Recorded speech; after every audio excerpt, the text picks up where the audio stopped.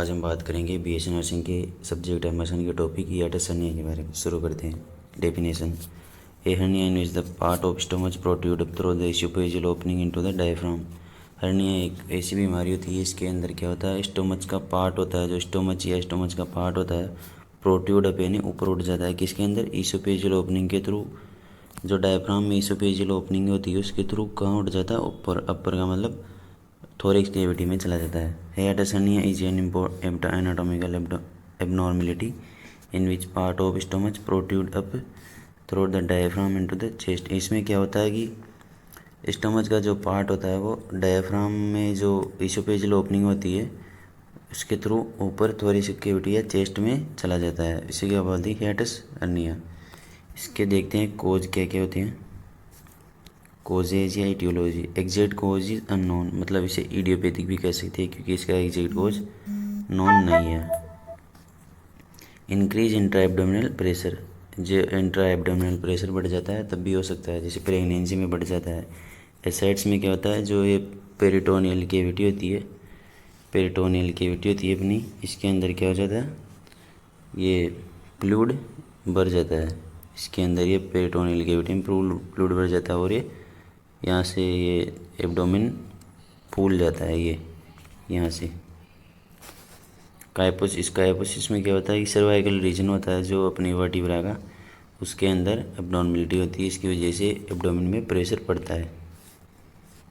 Week lower oesophageal sphincter: weak lower oesophageal sphincter due to the various cause. जब lower oesophageal sphincter ढीली होगी, week होगी, तो इसकी वजह से भी स्टमच ऊपर प्रोट्रूड हो सकता है। With increasing cause of smoking and obesity: smoking और ओबेसिटी की वजह से भी हो सकता है। अब देखते हैं इसके टाइप्स कौन कौन से थे। पहला तो स्लाइडिंग हर्निया, इसको क्या बोलते हैं, इसको स्लाइडिंग हर्निया क्या होता है, herniation of both stomach and gastroesophageal junction into the thorax। मतलब कि जो स्टोमच होता है उसका और गैस्ट्रोइसोफेजियल जंक्शन होता है उसका, दोनों का हर्निएशन हो जाना, मतलब दोनों ही प्रोट्रूड अप हो जाते हैं इसके अंदर। जैसे ये है, ये स्टोमच है, अब इसके अंदर ये इस इसोफेजियल गैस्ट्रोइसोफेजियल जंक्शन है और ये स्टमच का पार्ट है फंडस, ये दोनों उसके ऊपर किसमें, जैसे ये डायफ्राम है इसके ऊपर यहाँ पर प्रोट्रूड अप हो जाते हैं ये दोनों। ये जंक्शन भी ऊपर हो गया, इसके डायफ्राम के ऊपर हो गया और ये फंडस पार्ट भी उसके ऊपर चला गया। इसमें ऐसा होता है, ये इसके मोस्ट कॉमन टाइप होता है, 90% केसेस में यही देखने को मिलता है। दूसरा होता है पेराइसोफेजियल हर्निया या रोलिंग हर्निया भी कहते हैं इसे, rolling हियाटस hernia. Here herniation of the top part of stomach, इसमें क्या होता है, टॉप पार्ट होता है ना स्टमच का, fundus, through the esophageal hiatus into the thorax with not displaced gastroesophageal junction. इसमें क्या होता है कि हर्निएशन होता है किसका, सिर्फ herniation of part of fundus through the esophageal into thorax, not displaced gastroesophageal junction. इसमें क्या होता है, ओनली जो ये होता है किसका, स्टोमच के फंडस पार्ट का ही डिस्प्लेसमेंट होता है, इसका ही हर्निएशन होता है। जैसे कि ये है डायफ्राम, ये तो नॉर्मल स्टमक हो गया। अब हर्निया के अंदर क्या होता है कि इसोफेजियल जंक्शन तो नीचे ही रहता है यहाँ पर ही, लेकिन जो स्टमच को थोड़ा सा पार्ट गया था ऊपर चला जाता है, ये थोड़ा सा पार्ट ऊपर चला गया, इसका हर्निएशन हो जाता है। ये क्या होता है, लेस कॉमन होता है, कम देखने को मिलता है, 10% केस में ही होता है। तीसरा होता है कंबाइंड हर्निया, मतलब इन दोनों के फीचर्स इसमें देखने को मिलते हैं, सिर्फ 5% केसेस में ही पाया जाता है। Feature of both sliding and rolling types, इसमें दोनों के फीचर दिखाई देते हैं। Are seen together whole stomach move into the chest, कभी कभी ये क्या होता है, इसमें पूरा स्टोमच भी चेस्ट में चला जाता है।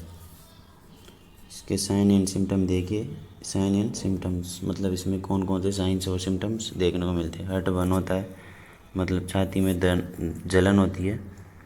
Chest pain due to the esophageal ulceration, esophagus में क्या होता है, अल्सरेशन हो जाती है, अल्सर हो जाती है, इसके कारण क्या होता है, छाती में दर्द होता है। नॉक्चुरल रिगर्जिटेशन में कोज रेस्पिरेटरी डिस्ट्रेस। नॉक्चुरल रिगर्जिटेशन वो क्या होता है, नाइट में या रात के अंदर क्या होता है, अपन जो फूड कंटेंट खाते हैं उसका रिगर्जिटेट हो जाता है, वो मतलब वो बाहर निकल जाता है, और इसकी वजह से क्या हो सकता है, रेस्पिरेटरी डिस्ट्रेस। रेस्पिरेटरी डिस्ट्रेस क्यों होता है, क्योंकि जो रिगर्जिटेट हुआ फूड वो लेरिंग्स के थ्रू लंग्स में भी जा सकता है, इसकी वजह से रेस्पिरेटरी डिस्ट्रेस हो सकता है। निमोनिया भी हो सकता है। डिस्पेजिया मतलब निगलने, भोजन को निगलने में, स्वेलो करने में दर्द होना, इसमें हिक्कप से नहीं हिचकी आना।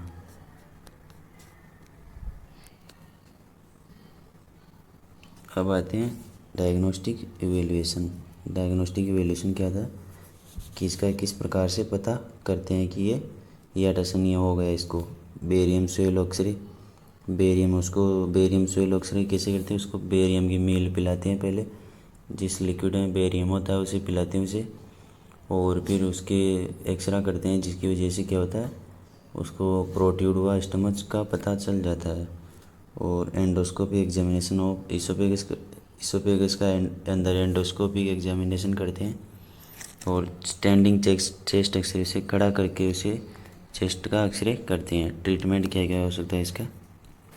ट्रीटमेंट स्टॉप स्मोकिंग, स्मोकिंग को स्टॉप कर देना, वेट लॉस करना है ताकि उसका इंट्रा एब्डोमिनल प्रेशर कम हो जाए। Maintaining the propped up position after food, खाना खाने के बाद में बैठा रहना या खड़े रहने की पोजीशन मेंटेन करनी है। No meal less than 3 hour prior to sleep, सोने से 3 घंटे पहले कोई भी भोजन नहीं करना। Small and more frequent meals, छोटी छोटी और कई बार खाना खाना, मतलब कम खाना खाना और बार बार खाना खाना। नॉट लाइंग डाउन और बेंडिंग और राइट आफ्टर ए मील, मतलब खाना खाने के बाद आगे नहीं झुकना है या फिर सो नहीं जाना है।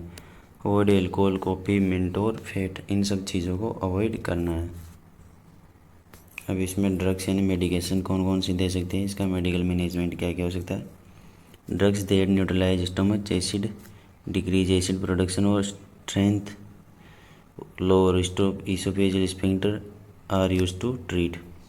इसमें क्या होता है, जो ड्रग्स होती है स्टमच के एसिड को न्यूट्रलाइज कर सकती हो, उसके प्रोडक्शन को डिक्रीज कर देती हो, और लोअर इसोफेजियल स्फिंक्टर को स्ट्रेंथ प्रोवाइड कराती हो। ये सब चीज़ें काम में, ये सब ड्रग्स काम में ली जाती है। कौन कौन सी होती है, न्यूट्रलाइज करने के लिए हम एंटी एसिड देते हैं।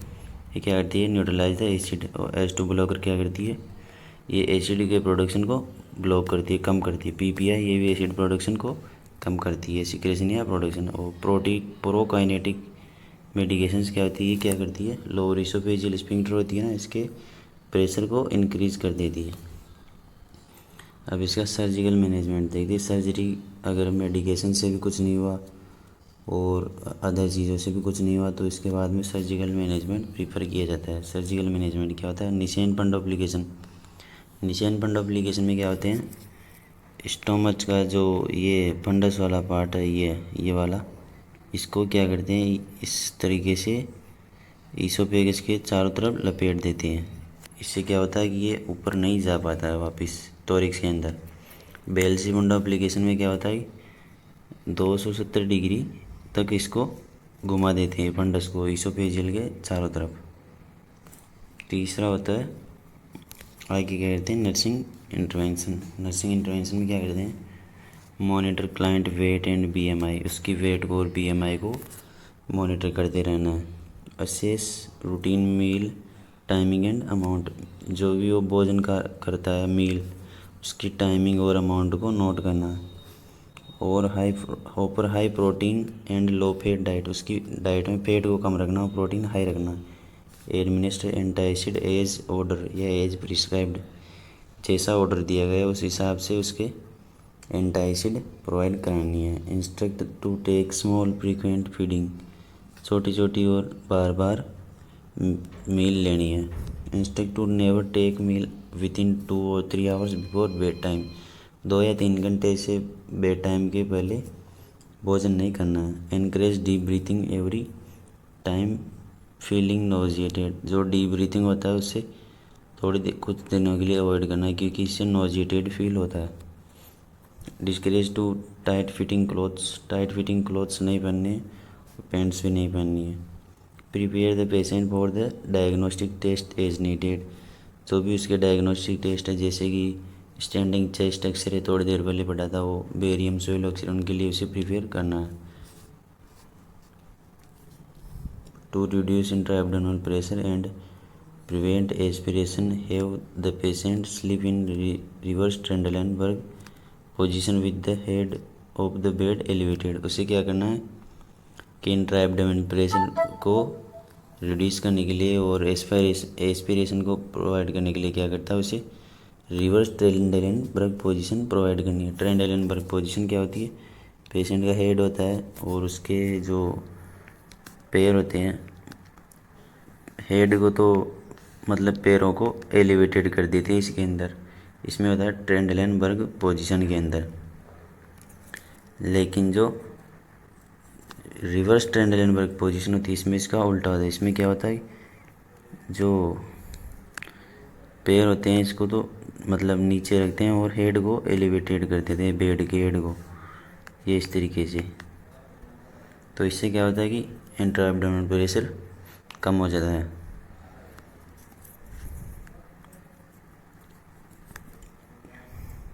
Teach the patient dietary changes to reduce gastroesophageal reflux. Dietary changes में क्या करना है, उसको प्रोटीन हाई अमाउंट में देना है लेकिन फैट कम अमाउंट में देना है। और आगे क्या है, कॉम्प्लिकेशंस, इसके क्या क्या कॉम्प्लिकेशंस हो सकते हैं। GERD, यानी कि GERD होता है इसका मोस्ट कॉमन कॉम्प्लिकेशन होता है GERD। GERD में क्या होता है, इसमें गैस्ट्रोइसोफेजियल रिफ्लेक्स डिजीज होती है, सो अपने स्टोमच कंटेंट बार बार रिफ्लेक्स होता है, रिगर्जिटेट होता है।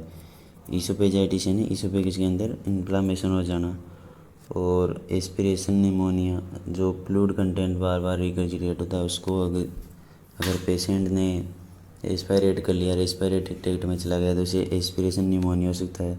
लेरिंजाइटिस, लेरिंग्स में इन्फ्लामेशन हो जाना। गैस्ट्रिक अल्सर, स्टमच में अल्सर एंड छाले हो जाना। इसोफेजियल अल्सर, इसोफेगस में अल्सर हो जाना। परफोरेशन भी हो सकता है। डेंटल टिश्यू डैमेज, यानी दांत के जो डेंटल टिश्यू होता है उसको डैमेज भी हो सकता है। Thank you.